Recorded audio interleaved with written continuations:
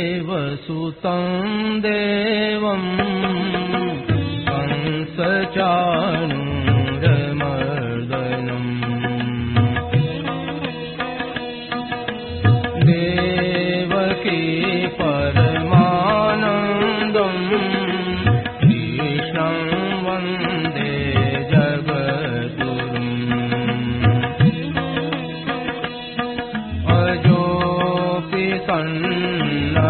सन्नव्ययात्मा भूतानामीश्वरोऽपि सन् प्रकृतिं स्वामधिष्ठाय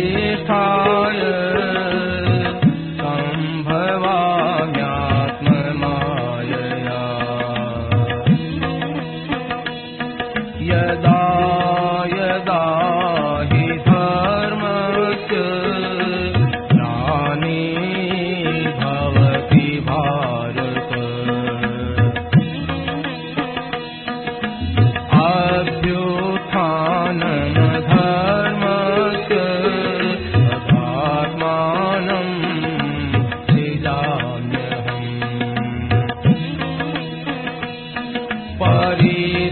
परित्राणाय साधूनां विनाशाय दुष्कृताम्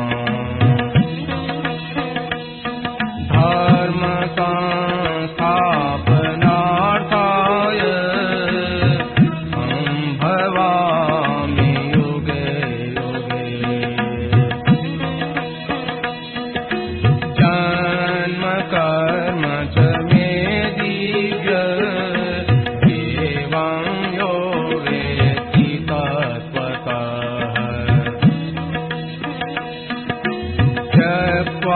देहं पुनर्जन्म नयति मामेति सोऽर्जुन वीतराग भय क्रोधा मन्मया मामुपाश्रिताः बहवो ज्ञान तपसा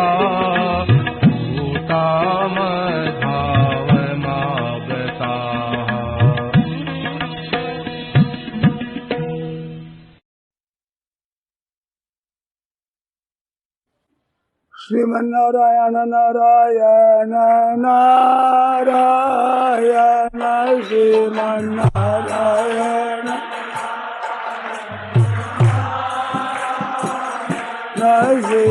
Sriman Narayana Narayan Narayan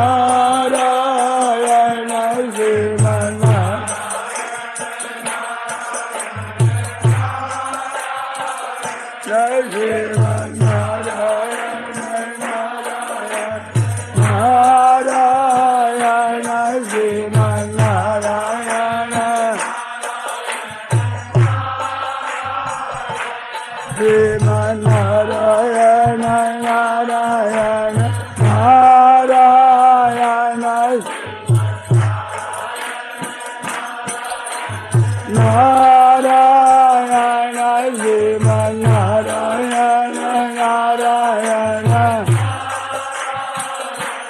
Shivan Narayan, Narayan, Shivan Narayan, Narayan, Narayan, Shivan Narayan, Narayan, Shivan Narayan, Shivan Narayan, Narayan, Narayan, Shivan Narayan, Shivan Narayan, Narayan, Shivan Narayan, Narayan,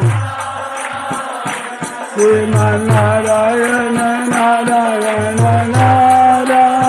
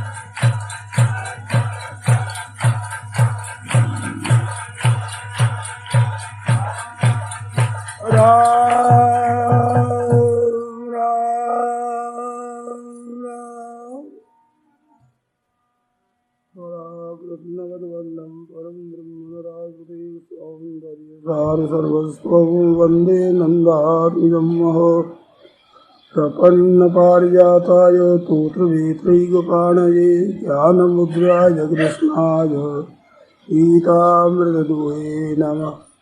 वसुदेवसुतं देवं कंसचाणूरमर्दनं देवकी परमानन्दं कृष्णं वन्दे जगद्गुरुं वंशी विभूषितकरान्नव नीरदाभात् पीताम्बरादरुणबिम्बफलाधरोष्ठात् पूर्णेन्दुसुन्दरमुखादरविन्दनेत्रात् कृष्णात् परं किमपि तत्त्वमहं न जाने। हरिः ओं नमो परमात्मने नमस्ते गोविन्दाय नमो नमः। श्री गुरु शरण कमले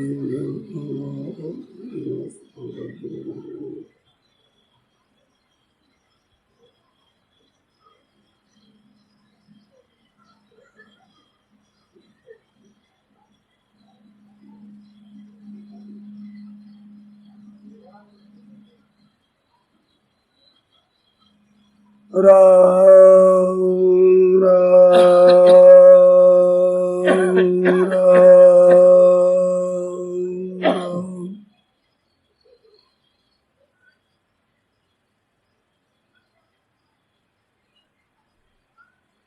एक बात बतावें,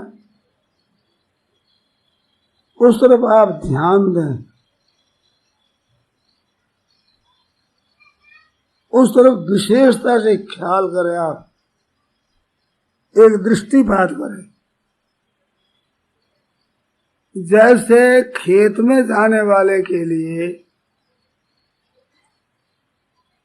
भोजन आदि का प्रबंध घर वाले करते हैं, वो तो केवल खेती करे बस।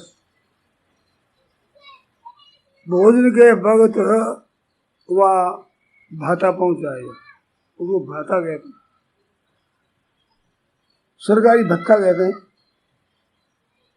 मारवाड़ में भाता कहते हैं। वो वक्त पर भाता पहुंच जाएगा। मानो खाने पीने का प्रबंध घर वाले करते हैं, उसको तो केवल खेती करना है।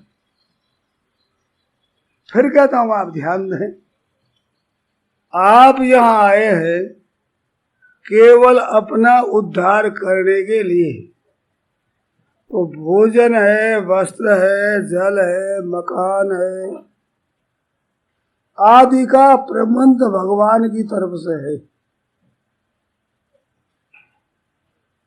अब यहाँ जो कुछ करो वो केवल भगवान की प्रसन्नता के लिए करो, चाहे वो सांसारिक काम हो, चाहे वो शास्त्रीय धार्मिक काम हो, चाहे शारीरिक काम हो। मानो कुटुंब के लिए करना किया जाए, अपने भरण पोषण के लिए किया जाए, अथवा शास्त्रीय काम किया जाए, वो सबका सब काम केवल भगवान की प्रसन्नता के लिए किया जाए। भगवत गीता में आया है, यत् करोषि यदश्नासि यज्जुहोषि ददासि यत् तपस्यसि कौन्तेय तत्कुरुष्व मदर्पणम।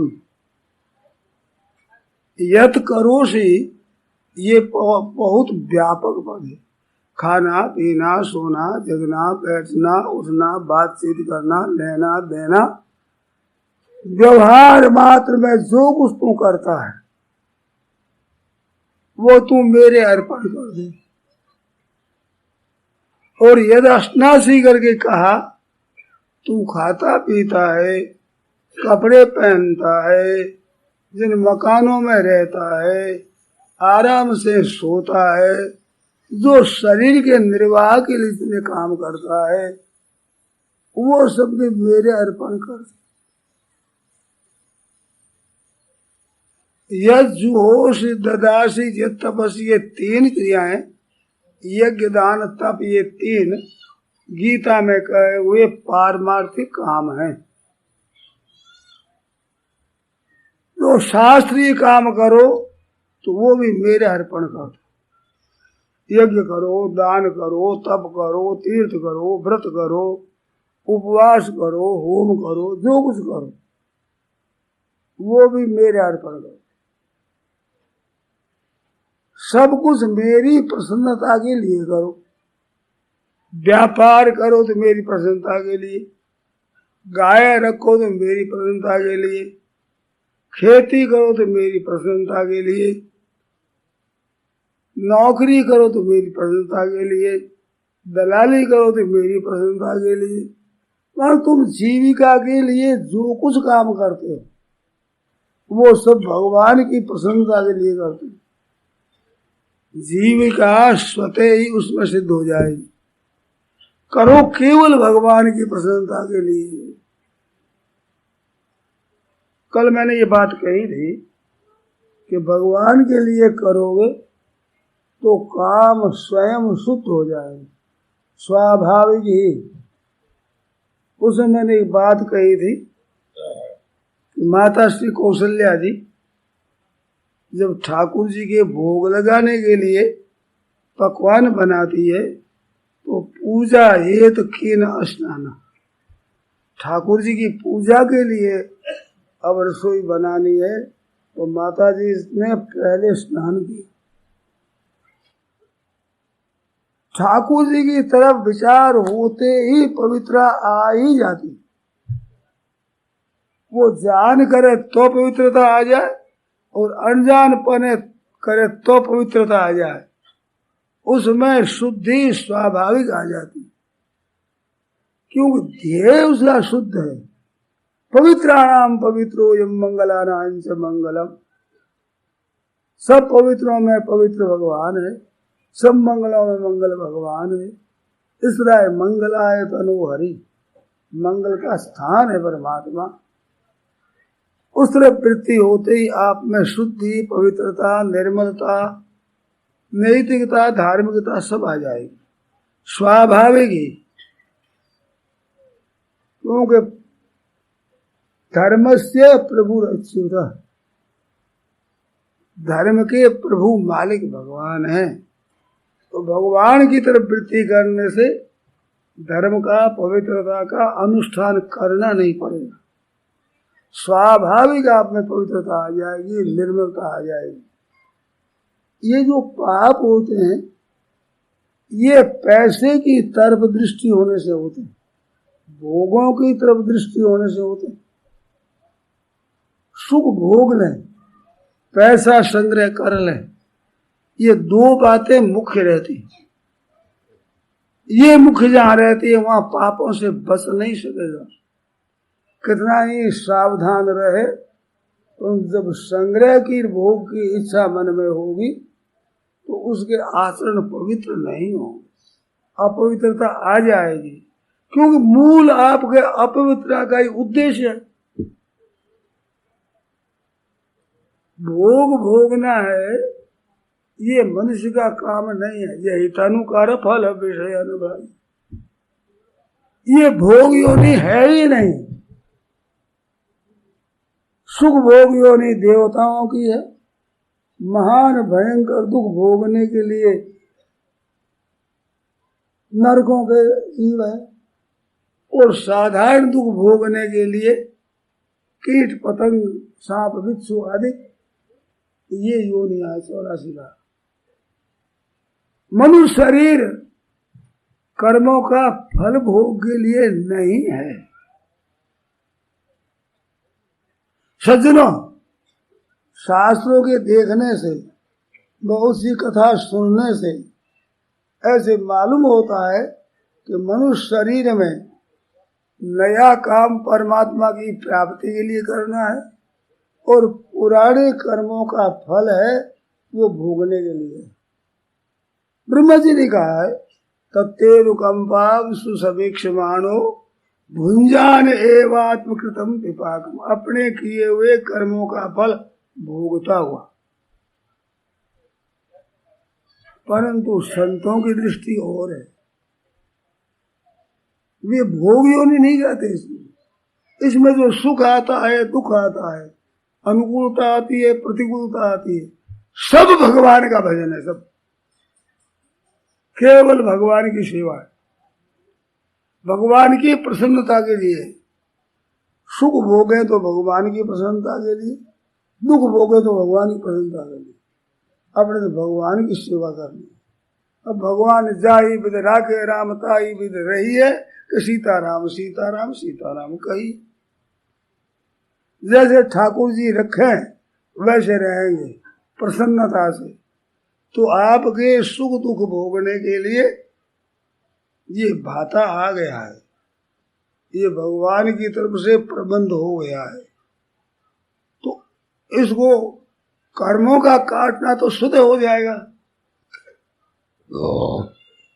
आप कुछ भी भावना नहीं करेंगे तो भी कर्मों का फल दे करके कर्म तो नष्ट हो जाएंगे।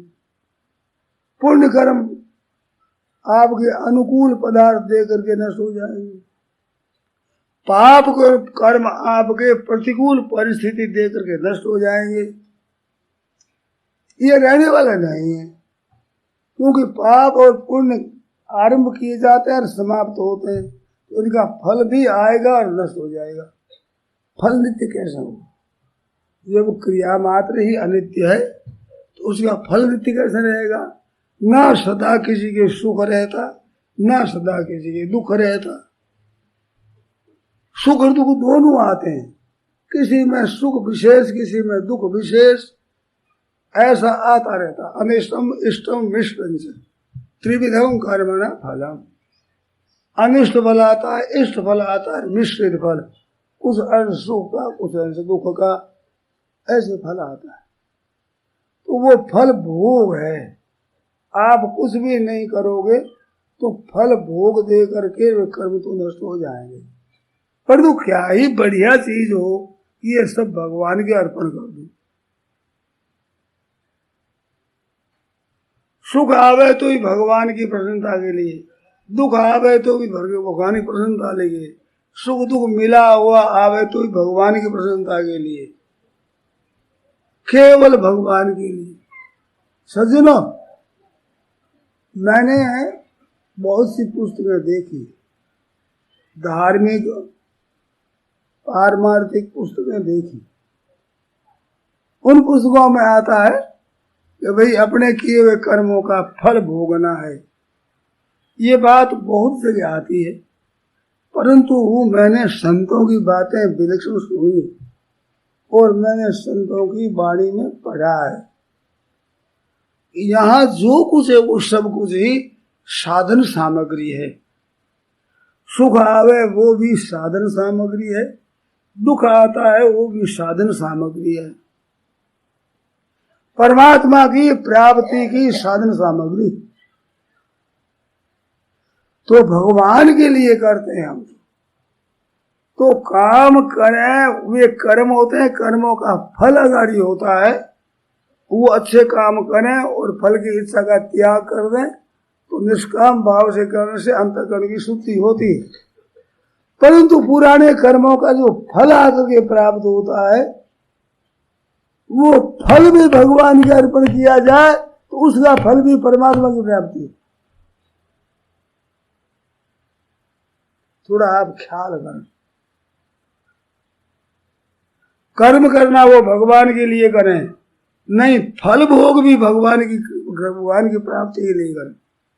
बुखार आ गया तो भगवान ने कृपा कर दी, वो भगवान के अर्पण कर दो। भगवान को कह दो कि नाथ आपका भेजा ये तप है, भगवान का भेजा हुआ तप। आप मन घड़ंत तप करते, वो तप इतना बढ़िया नहीं है जो अपने मन घड़ंत, और हम चाहते नहीं और बुखार आया तो ये भगवान का भेजा हुआ तप है। तप में शरीर तपता है।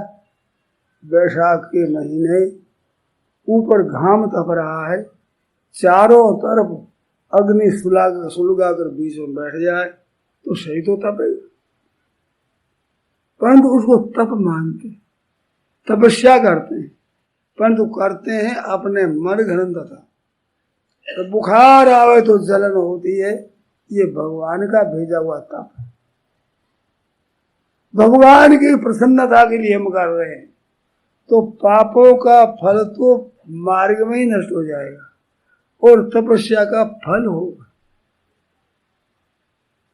उपनिषद में आवे, बृहदारण्य उपनिषद के 11वें ब्राह्मण में वर्णन आया है कि बीमारी आ जाए उसको तप समझे, भगवान की तप है, और मर जाए तो भगवान की तरफ जा रहे हैं, और कुटुंबी साथ में लेकर के चलें तो ये भगवान की तरफ पहुंचाने के लिए जा रहे हैं।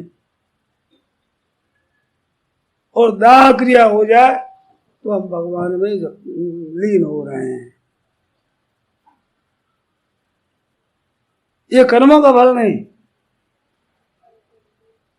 सब जगह ईश्वर रूप है, भलो बुरो नहीं कार कोय, जाके जैसी भावना तैसो ही फल होए। तो भावना के अनुसार फल होता है, तो भावना में कमी क्यों लाए?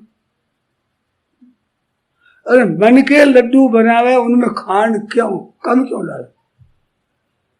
घर का खर्च तो ही लगता है, खांड भी खूब डाले और घी भी इतना जो टपकता है, ऐसे लड्डू बने। तो भावना में क्यों लावे? भगवान का दिया होता। वाह वाह महाराज वाह वाह, बड़ी कृपा करी, जोर से बुखार आ रहा है और मन में प्रसन्नता हो रही है, वाह वाह। अपमान हो रहा है और प्रसन्नता हो रही है, निंदा हो रही है और प्रसन्नता हो रही है, घाटा लगता है और आनंद होता है, घर में कोई मर जाता है आनंद होता है। किस बात का? कि भगवान ने मेरे को अपना लिया। देखो, अनुकूल तो हर एक कर सकता है, प्रतिकूल तो अपना ही कर सकता है। अपना खास होता है, वो प्रतिकूल करने में संकोच नहीं करता। दूसरे का तुम्हारा उपकार कर सकते, अपकार नहीं कर सकते। अपकार करने का अधिकार नहीं है, उपकार करने का अधिकार है। मैंने बहुत बार दृष्टांत दिया है कि बच्चे खेलते हैं, किसी माँ के हृदय में बालकों को देख करके प्रेम उमड़े तो वो लड्डू सबको दे सकती है, मिठाई सबको दे सकती है, परंतु उद्दंडता करे, शरारत करे तो थप्पड़ सबको नहीं दे सकती। थप्पड़ देगी अपने बच्चे के लिए, अपने बालक क्यों रे ऐसे क्यों करता? सुधार के लिए। सुधार तो औरों का भी होता है, परंतु औरों का ऐसे सुधार करने का अधिकार नहीं है।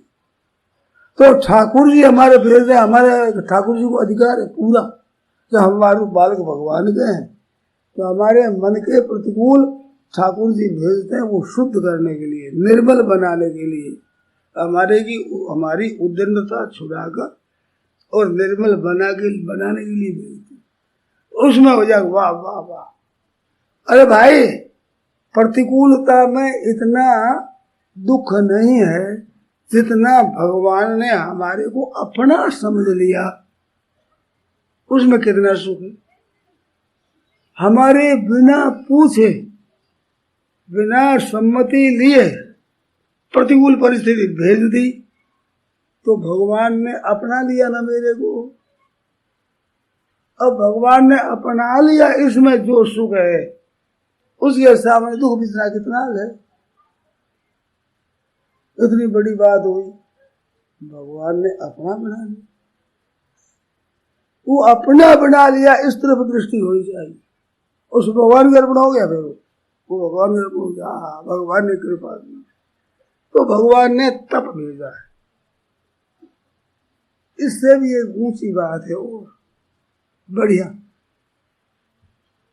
वासुदेव सर्वम। तो बीमारी आ जाए, बुखार आ जाए, वो उड़ जाएगा। साक्षात भगवान आए, परमात्मा आए, बुखार रूप से आए और मिल रहे हैं, कण कण में मिल रहे हैं, हड्डियों में, चमड़े में, शरीर में, सब जगह मिल रहे हैं। वाह प्रभु वाह वाह वाह।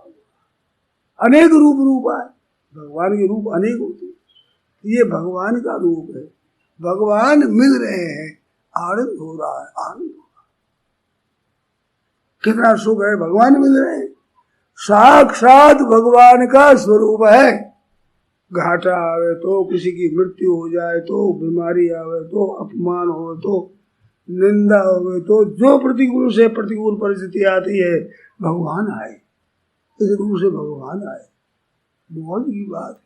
हाँ महाराज, आपकी मर्जी आओ, जिस रूप से आओ, मैं आपको पहचान लूंगा। आपकी कृपा से मैं आपको पहचान लूंगा।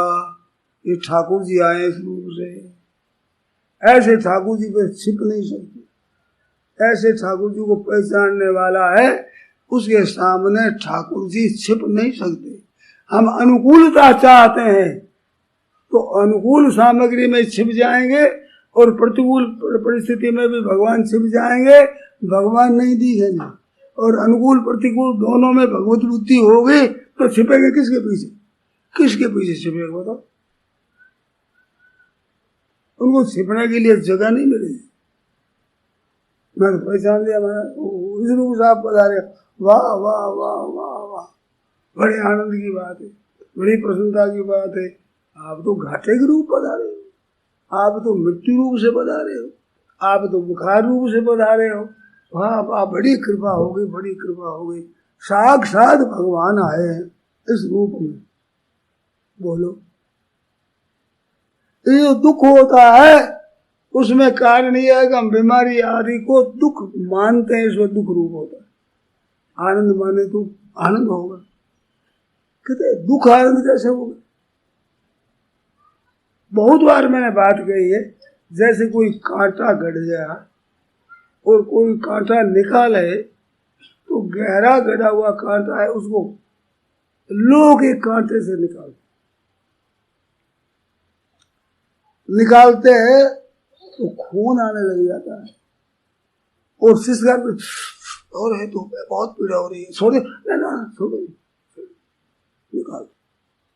अब पीड़ा को हम कहते हैं कि निकाल और सुई लगाओ, अर्थ क्या हुआ? और सुई लगाओ, अर्थ बुरी लगती है परंतु देखते ही कांटा निकल रहा है। ऐसे सज्जनों, पापों का फल मानो तो भी कांटा निकलता है, और साक्षात भगवान मानो तो भगवान इस रूप से पधारे, वहां पर होगा।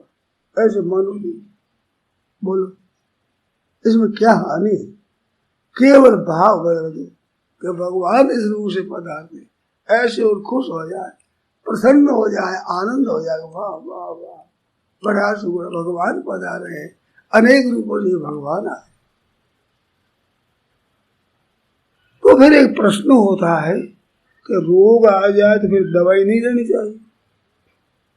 तो भगवान आए हैं रोग रूप से, उनको कहे तुम चले जाओ यहाँ से, तो भगवान को निकालना नहीं चाहिए?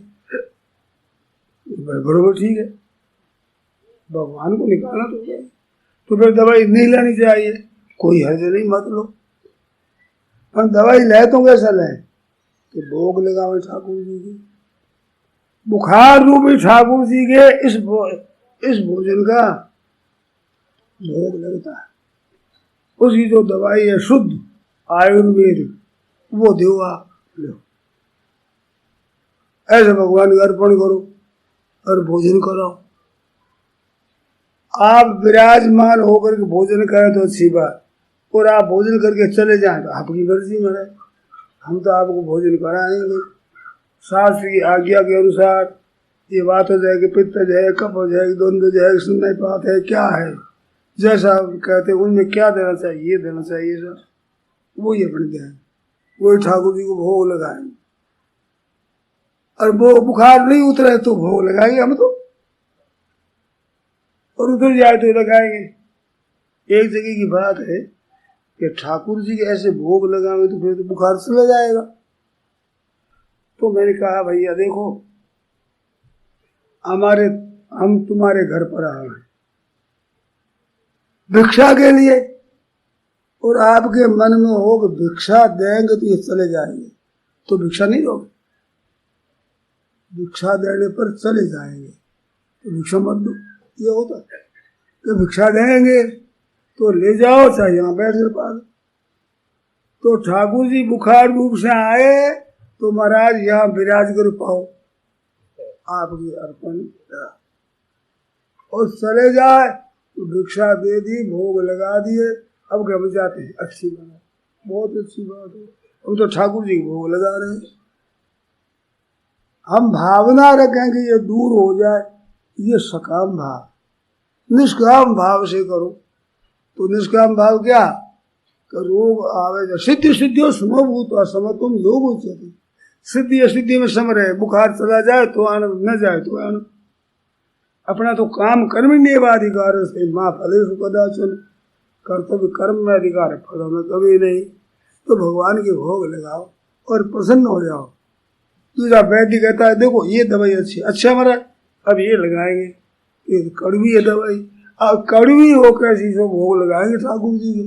ठाकुर जी के हम अन्नकूट करते हैं तो दाना मेथी का साग भी होता है, करेले का साग भी होता है, रसगुल्ला भी होता है, सब भोग लगता है ठाकुर जी के। क्या कड़वा भोग नहीं लगता? बताओ, ये रसगुल्ला ही भोग लगता है। अब ठाकुर जी जिस रूप से आए हैं उस रूप से हम तो भोग लगाएंगे माना, ऐसे कर प्रसन्न हो जाए, मस्त हो जाए।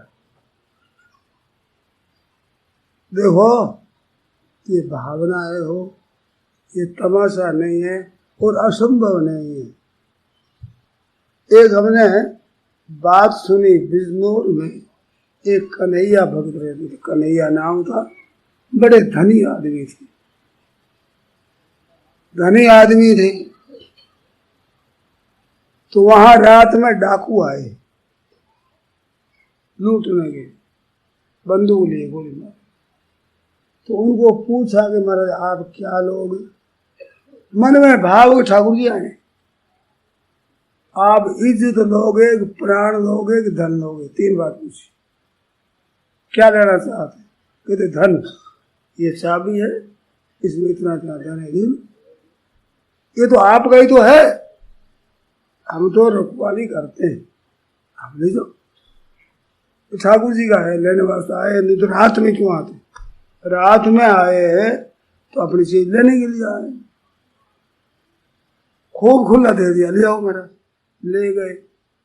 सुबह पता लगा कि कन्हैया भगत के यहाँ रात में डाका पड़ा, तो कलेक्टर ने बुलाए और पूछा तुम्हारा डाका पड़ा? ना, हमें डाका पड़ा ही नहीं।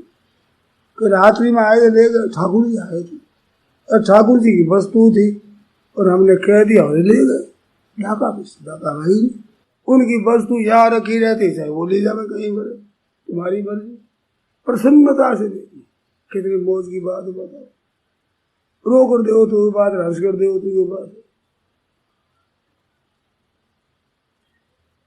देहरादून में एक सज्जन रहते थे, उनकी बात सुनी तो वे ऐसा करते, कोई भी अतिथि आता तो उनको मानते भगवान आए, और कमरे बनाए हुए अलग अलग, जो चाहे सो भोजन बनाना, रोज लोग भोजन कराना, और जितना दिन रहे ठहरना ठहराना, और जावे तब पूछ ले क्या क्या चीज चाहिए वो दे दे।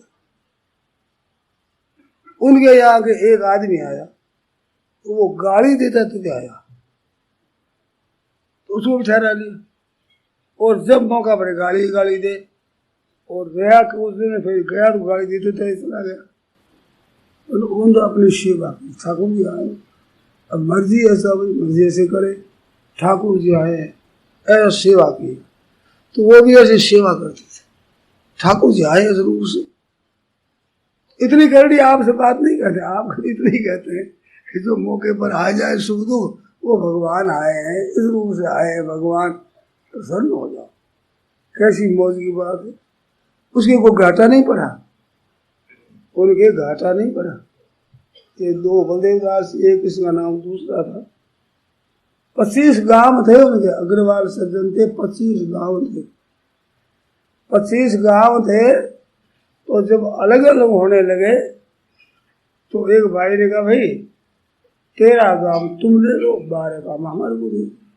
दूसरा कहे नहीं, हम तो 12 गांव लेंगे, 13 गांव तुम्हारे को देंगे। लड़ाई होगी, हम लेंगे लड़ाई घड़ी घड़ी सुनी होगा, और तुम लो तो हम लो, इसमें लड़ाई हो। लड़ाई होगा तो एक पंच लाए गए, पंच को रखा, तो दस्तखत कर दो, हम जो फैसला करेंगे वो तुम्हें मानना होगा। देखिए साहब, 12 गांव हमारे को दिलाओ तो हम आपको दस्तखत करते हैं कि आपका फैसला हमें स्वीकार। हमें 12 गांव लें, 13 गांव लोग तो नहीं, अच्छा 12 गांव देंगे। दूसरे ने कहा, बोलो भाई हमारे को पद स्वीकार करते, पद स्वीकार तब करें जब हमारे को 12 गांव दिलाओ और 13 गांव हमारे भाई को दिलाओ। आप कर दो, हाँ ऐसा ही करेंगे, तुम्हारे भाई को दिलाएंगे। ऐसी बात उसे 10 कर, दोनों ने अलग अलग 10 कर दी। अब उन्होंने फैसला किया, तो जाओ भाई 12 गांव की रजिस्ट्री करा लो, और उसको भी कहा कि 12 गांव की रजिस्ट्री करा। राज में 12 गांव। अब एक गांव बच गया, उसका क्या करें? तो क्या बड़े कौन है? मैं बड़ा हूँ। अच्छा, ये छोरा ये तुम्हारा हमारा है, वो कहते हैं हमारा, अच्छी बात है। तो बोलो भाई आपने तो बंटवारा कर दिया, अब आपने बंटवारा कर लिया तो मेरी बात एक मानो, मेरे को पंच रखा है तो तुमको देंगे 12 गांव, पर मेरी बात एक रखो, मेरा कहना मान लो। क्या कि 13 गांव तुम्हारे को लाना पड़ेगा, 13वां गांव तुम्हारे को लाना। तो बाबा कैसे, तू मानो तो सही, 12 ही देंगे तुम। उन्हें स्वीकार कर दिया। छोटे भाई को कहा कि देखो अब ये बड़े भाई है तो ये तुम्हारा लड़का है, तुम्हारे भाई जी का है कि नहीं? भाई भाई जी का ही हम ही भाई जी की छोटे भाई, हम भी उनके लड़का ही है, मेरा लड़का भी उसी को है। तो अपने लड़के को कुछ दे तुम ऐतराज करोगे? हम क्यों ऐतराज करेंगे? तो एक इस लड़के के नाम से देते, एक गांव इसके लड़के के नाम से देते। तो छोटे भाई थे 13 गांव चले गए। अब लड़के को जब मना कैसे करो? लड़का आपका ही है, पिता भाई जी का ही है लड़का, अपने लड़के को 400 दे। ऐसे कर बंटवारा करवाया बनारस। तो मैं लूं ऐसी लड़ाई कई जगह होती है, ऐसी लड़ाई भी होती है। 2 भाई थे, कलकत्ता की बात है, उनके आपस में हो गई लड़ाई। लड़ाई होगी तो और तो सब हो गई। एक हाथ में पहनने की मुद्रिका थी, बेटी, हीरा जड़ा हुआ था, बहुत दामी हीरा। तो पंच ने कहा कि भाई हम पंचायती करें, हमारा कहना मानोगे? तो उनमें ये लड़ाई हुई कि हीरे वाली अंगूठी मेरे को दिलाओ तो आपको 10 कर दें, तुम्हारे को दिलाएंगे। दूसरे 10 क्या कहते, ये हीरे वाली अंगूठी हमारे को दिलाओ तो तुम्हारे पंच बने, तुम्हारे को दिलाएंगे। तो दोनों ने दस्तखत कर दिए। दस्तखत करने पर वो मेरे अंगूठी आप ले लें, मेरे को दे दो।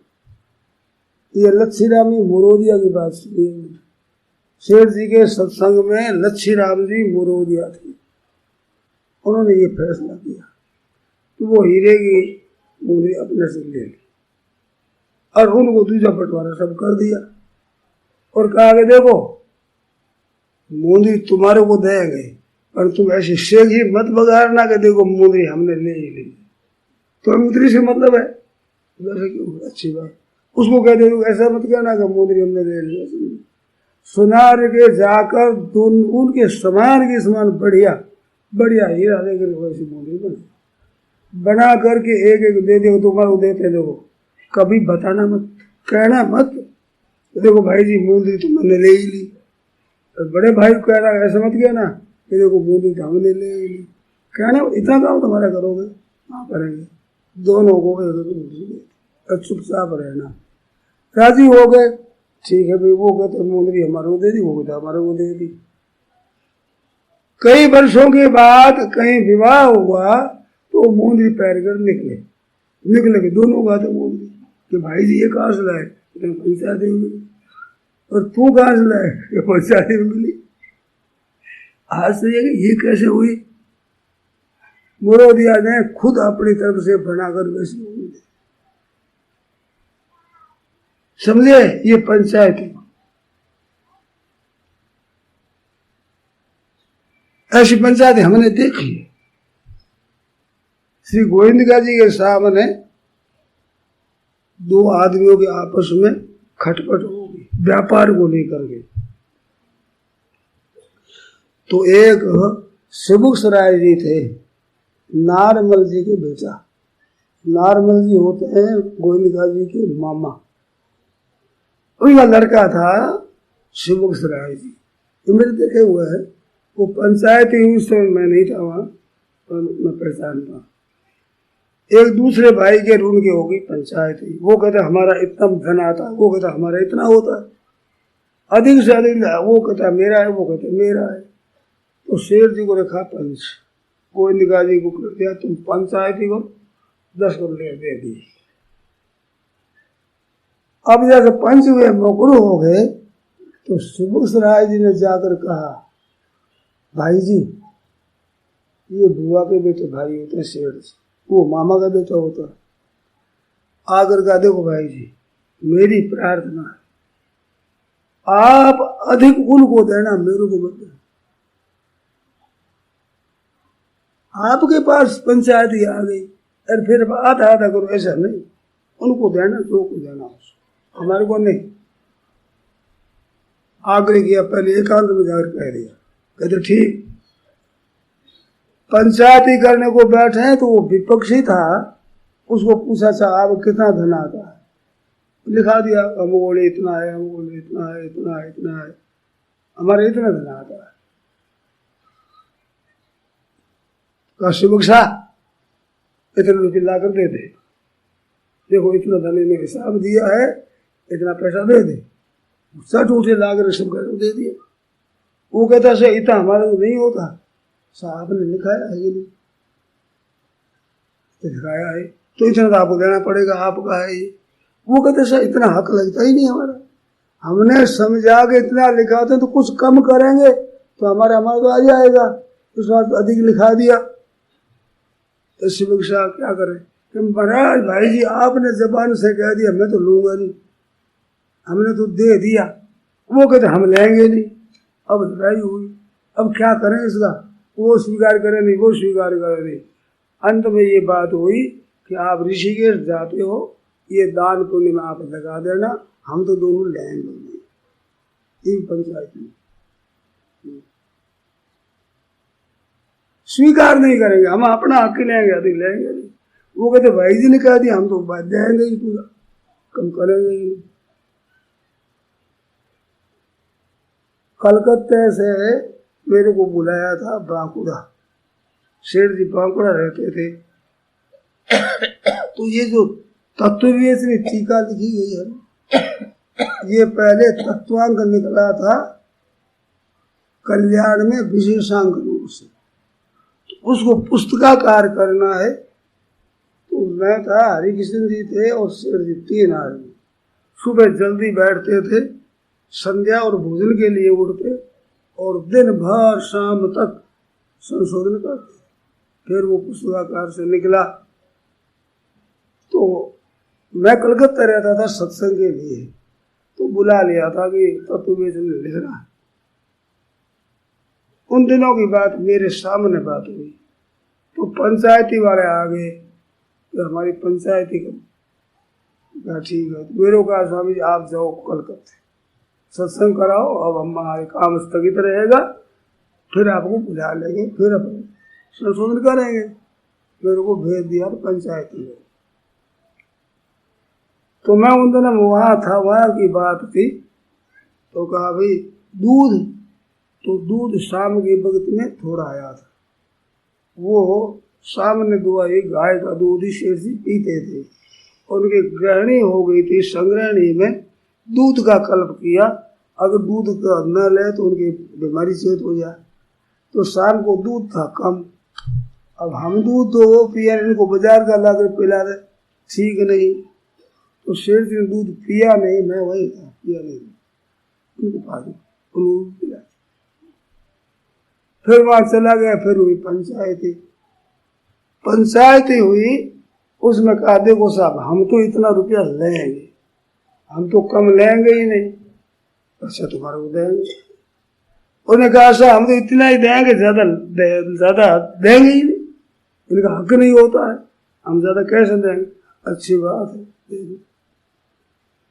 तो फैसला हुआ, उनसे उतने ही रुपये ले लिए, ले करके अपने रुपये मिलाकर दे दिए उनको। ये मेरे सामने की हुई बात है। वो कहते हम इतना लेंगे, उनको पूरा दे दिया, आप रखो, और वो हम तो इतना ही देंगे, उतना दे दिया। दोनों राजी हो गए। वो तो समझा कि हमने अधिक दिया ही नहीं, वो कहते हमने अधिक ले ही लिया। ये फैसला हो गया। मैंने पूछा, मैं आया पीछे तो पूछा क्या हो गया, ऐसा हमने किया है, हो गया। इसके बाद 1-2 वर्ष के बाद फिर उनको पता लगा कि ये गोविंदगा जी ने घर से दिया है। तो फिर मेरे को गोविंदगा जी के भाई थे हरिकृष्ण जी गोविंदगा, उन्होंने कहा स्वामी जी वो रुपये हमारे आ गए, हमने दिए थे पर वो दे गए, तुम्हारे रुपये हम नहीं लेंगे, तुम्हारे रुपये आ गए। तो रुपये भी गए नहीं, फैसला भी हो गया। पर तो बात ये है कि राजी हो जाएगी जरूर से। सज्जनों सर्वभूत हिते रता, प्राणी मात्र के हित में रत हो तो कल्याण हो जाए। हित करने में क्या जोर आया बताओ, अपने जो हिस्से की चीज है वो तो अपने पास आवेगी, तो आवेगी, उसमें से दूसरों का हित करो। सेवा करने के लिए है यहाँ, यही तनु कर विषय निभाए, सुख भोग इसका फल है ही नहीं मनुष्य शरीर का, मनुष्य शरीर का हित करने का काम है। तो ऐसे ऐसे पुरुष भी संसार में हुए, ऐसे पंचायती करने वाले हुए, यही मानेगा हमारा है ही नहीं, ये तो सब इनका ही है। ऐसे अगर आप मानो तो कितनी सुगमता से कल्याण हो जाए। और सज्जनों, पहली बात कही वो याद करो, अपने यहाँ निर्वाह के लिए तो पहले रचना हुई है, पीछे शरीर मिला है। अपनी अपनी माँ का दूध पी कर ये भाई और बहन सब पले। आपने हमने कोई दूध के लिए उद्योग किया था क्या? कोई पुरुषार्थ किया था कि माँ के दूध मिल जाए? मुफ्त मिला था ना। तो वो मुफ्त मिला तो दांत नहीं जब दूध दिया, अब दांत दिए का अन्न न दे। दांत नहीं था, भगवान ने दूध दिया। अब दांत दे दिया तो अन्न नहीं देंगे? क्यों दिए दांत बताओ? अगर अन्न नहीं देना हो तो दांत दिए ही क्यों? दांत खाने के लिए तो खाना के दो। तो ठाकुर जी के यहाँ प्रबंध है, सब प्रबंध है। उसके लिए आपका जन्म हुआ है। आप खाने कमाने में लगे रात दिन, वो तो आपको मिलेगा, सबको मिलता है और मिलेगा।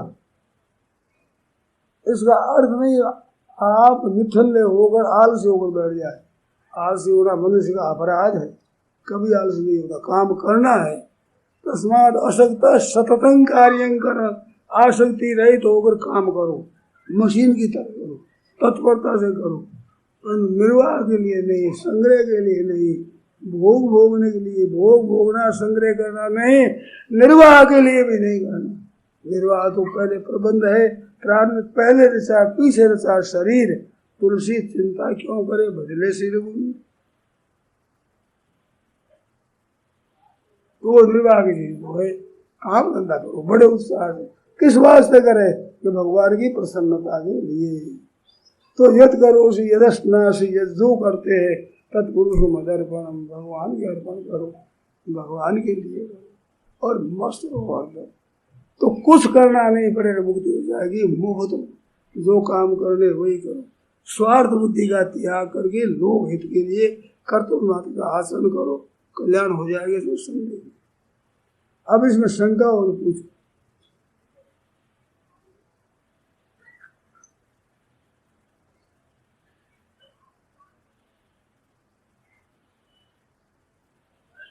कैसी मौज की बात है, कितने आनंद की बात, कितनी खुशी की बात।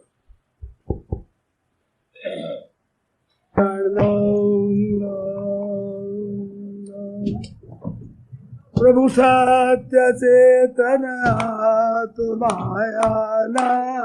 घन आनंद घन प्रभु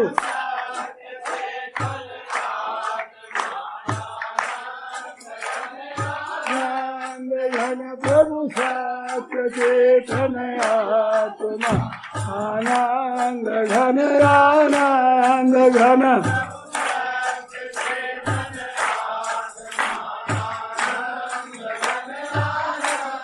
घन प्रभु सत्य चेतन आत्मा आनंद घन आनंद घन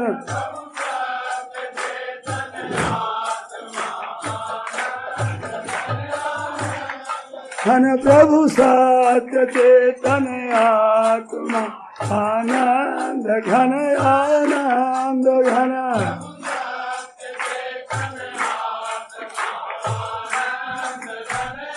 आनंद घन प्रभु सत्य चेतन आत्मा आनंद घन आनंद घन प्रभु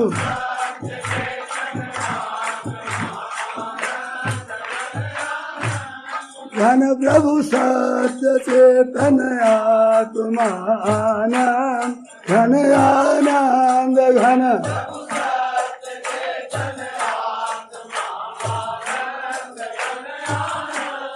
घन आनंद घन आनंद घन आनंद घन आनंद घन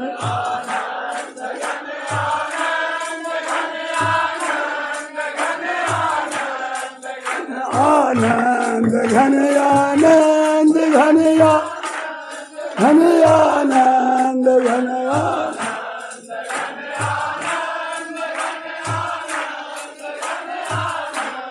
घन प्रभु सत्य चेतन आत्मा घन आनंद घन प्रभु सत्य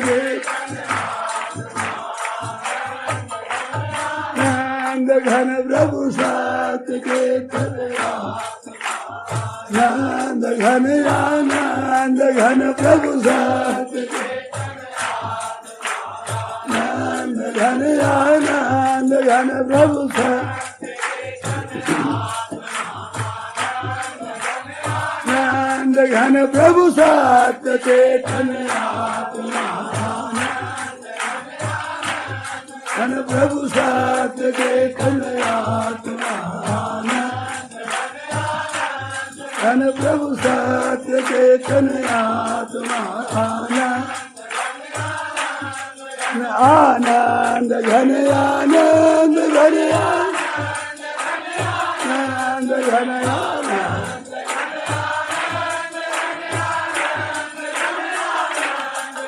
आनंद घन आनंद घन आनंद आनंद घन प्रभु सात घन प्रभु सात चेतन आत्मा आनंद घन प्रभु सात चेतन आत्मा आनंद घन प्रभु सात चेतन आत्मा आनंद घन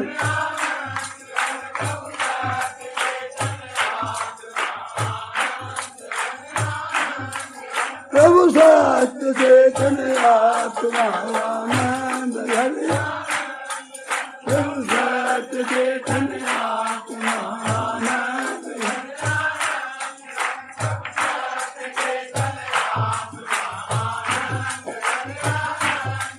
सियावर रामचंद्र की जय। मोर मुकुट बंसी वाले की जय।